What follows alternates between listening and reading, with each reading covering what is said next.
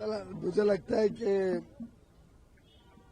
सभी सांसदों ने फिर एक बार दर्शाया है कि माननीय प्रधानमंत्री नरेंद्र मोदी जी के नेतृत्व में इस देश को जिस प्रकार से प्रगति और एक विश्व में पहचान मिली है, उसको देखते हुए वो चाहते थे कि एक अच्छा व्यक्ति देश का उप राष्ट्रपति बने।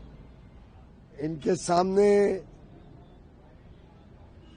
कोई चुनौती नहीं थी, फिर भी इतने सारे विपक्ष के सांसदों ने इनको समर्थन दिया डॉक्टर श्री सीपी राधाकृष्णन जी को।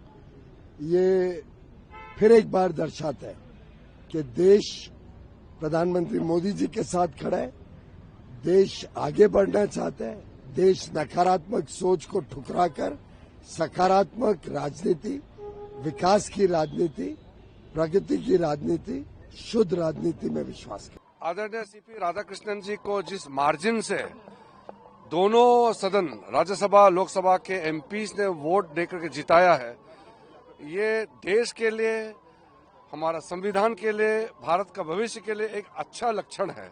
क्योंकि उपराष्ट्रपति जी का चुनाव ये अपने मन से, अंतरात्मा से, फ्री एंड फेयर और सीक्रेसी में वोटिंग होता है। इसमें कोई दबाव काम नहीं करता है, टोटली सीक्रेट वोटिंग होता है।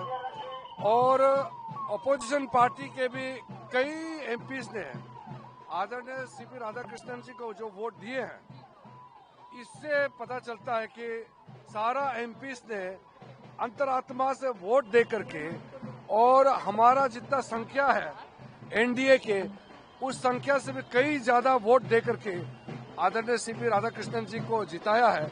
मैं पूरे एमपीज को, पूरे एनडीए के एमपीज को और बाकी पार्टी के जितने एमपीज ने सीपी राधाकृष्णन जी को वोट दिए हैं, सबको मैं धन्यवाद देता हूँ। शानदार सफलता मिली है और एनडीए के सभी सहयोगियों ने इसमें अभूतपूर्व समर्थन दिया और उस कारण से जो आशा थी उससे अच्छी सफलता मिली। ऑपोजिशन ने कहा था कि लोकतंत्र की आत्मा को बचाना तो उन्हें वोट करें। अब ये उनके विचार का विषय है, जो लोकतंत्र में निर्णय आ चुका है सांसदों के बीच में से। अपेक्षा से बहुत ज्यादा हो गया।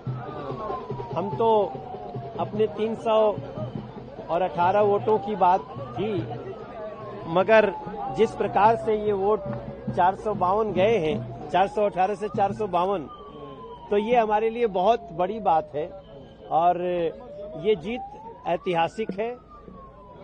सच पूछिए तो नक्सलियों के समर्थकों के सामने राष्ट्रभक्तों की जीत है। ये कांग्रेस ये कह रही थी 315 वोट कम से कम हुआ, क्रॉस वोट हुआ है।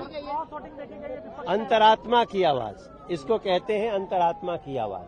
Sir, RSS versus candidate, constitution candidate की बात चल रही थी, उसको कितना हद तक सही मानते हैं?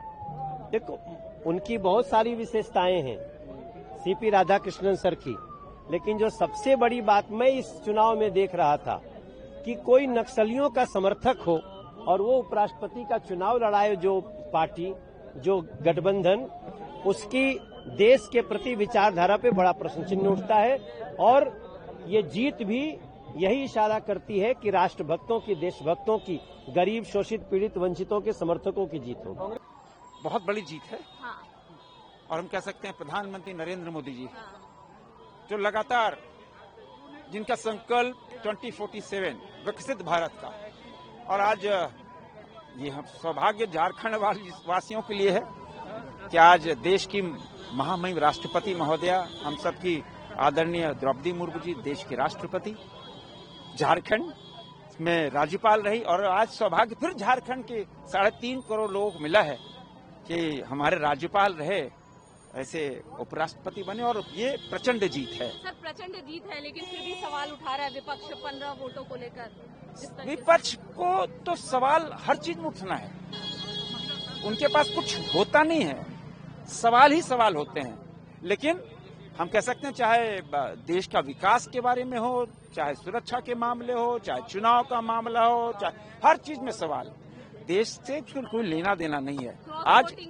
एनडीए के पक्ष में वोटिंग। अरे तो भाई अब तो आपको लग रहा है हृदय परिवर्तन हो रहा है कि अब हृदय परिवर्तन किसी का हो जाए तो अच्छी बात है ना। देश के साथ खड़े हो रहे हैं, देश के विकास के साथ खड़े हो रहे हैं। दुनिया की चौथी सबसे बड़ी आर्थिक शक्ति हम बने हैं, तीसरी शक्ति कुछ ही महीनों में बन जाएंगे। ये देश प्रगति और हृदय परिवर्तन तो देश भर में आप देखना, बिहार की प्रचंड जीत। आदरणीय उपराष्ट्रपति जी को बहुत बहुत बधाई और माननीय प्रधानमंत्री जी और हमारे केंद्रीय नेतृत्व ने, एनडीए ने जिस प्रकार से एक सुयोग्य व्यक्ति को उपराष्ट्रपति का उम्मीदवार बनाया और आज जो शानदार जीत हुई और पार्टी का बंधन टूटा। जब योग्य व्यक्ति, सुयोग्य व्यक्ति आता है तो पार्टी का बंधन तोड़कर उसका साथ कैसे मिलता है, उसका उदाहरण आज का रिजल्ट है।